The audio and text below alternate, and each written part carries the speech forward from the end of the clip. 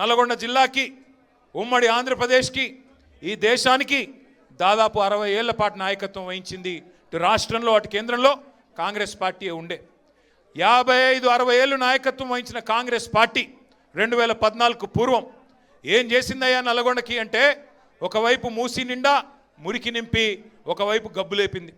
మరొక వైపు మీ నల్గొండ జిల్లాలో దేవరకొండ కావచ్చు, మునుగోడు కావచ్చు, ఇంకా ఇతర ప్రాంతాలు కావచ్చు, మొత్తం ఫ్లోరోసిస్తో అస్తవ్యస్తం అయిపోయి దగ్గర లక్షలాది మంది మన పిల్లలు జీవోత్సవాల మాదిరిగా బొక్కల్లో మూలుగు చచ్చిపోయి చివరికి కాళ్ళు చేతులు వంకరగా పుట్టే ఒక దుస్థితి తీసుకొచ్చింది కాంగ్రెస్ పార్టీ.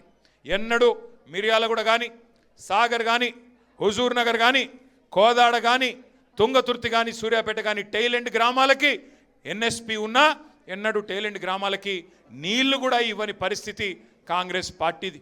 అట్లాగే కరెంటు కష్టాలైతే ఇక నేను చెప్పే పని లేదు.